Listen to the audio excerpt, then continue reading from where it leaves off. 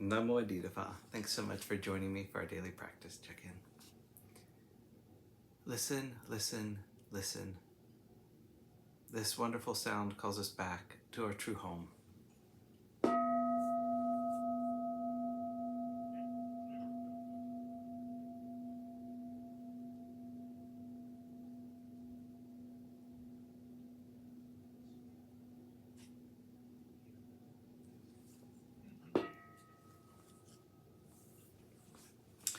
The fourth mindfulness training. Aware of the suffering caused by unmindful speech and the inability to listen to others, I vow to cultivate loving speech and deep listening in order to bring joy and happiness to others and to relieve others of their suffering. Knowing that words can create happiness or suffering, I'm determined to speak truthfully with words that inspire self-confidence, joy, and hope. I will not spread news I do not know to be certain, and will not criticize or condemn things of which I am not sure. I will refrain from uttering words that can cause division or discord, or that can cause the family or the community to break. I'm determined to make all efforts to reconcile and resolve all conflicts, however small.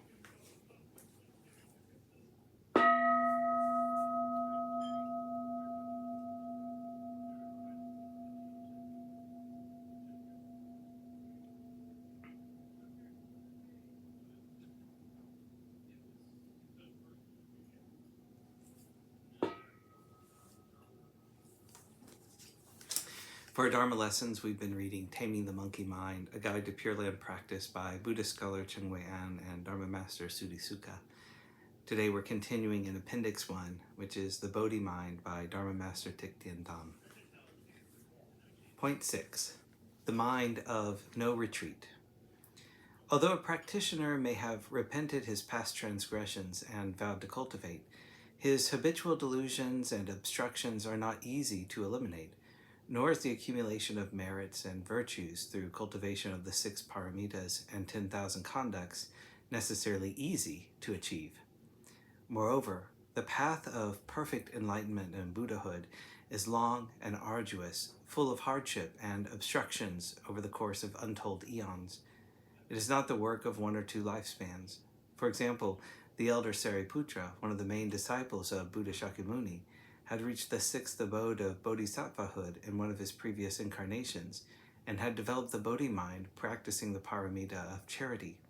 However, when an externalist, non-Buddhist, asked him for one of his eyes and then, instead of using it, spat on it and crushed it with his foot, even Sariputta became angry and retreated from the Mahayana mind. We can see, therefore, that holding fast to our vows is not an easy thing. For this reason, if the practitioner wishes to keep his Bodhi mind from retrogressing, he should be strong and firm in his vows. He should vow thus: although this body of mine may endure immense suffering and hardship, be beaten to death or even reduced to ashes, I shall not, in consequence, commit wicked deeds or retrogress in my cultivation. Practicing with such a non-retrogressing mind is called developing the Bodhi mind. The 6 cardinal points summarized above are the sine qua non for those who aspire to develop the Bodhi mind. Those who do not earnestly practice on this basis will never attain Buddhahood. There are only 2 roads before us: revolving in birth and death, or liberation. Although the way to liberation is full of difficulties and hardships, each step leads gradually to the place of light, freedom, peace, and happiness. The way of birth and death, while temporarily leading to blessings in the celestial and human realms, ultimately ends in the 3 evil paths, subjecting us to untold suffering with no end in sight. Therefore, fellow cultivators, you should develop a mind of strong perseverance, marching forward toward the bright path of great Bodhi. The scene of 10,000 flowers vying to bloom in the sky of liberation will be there to greet you.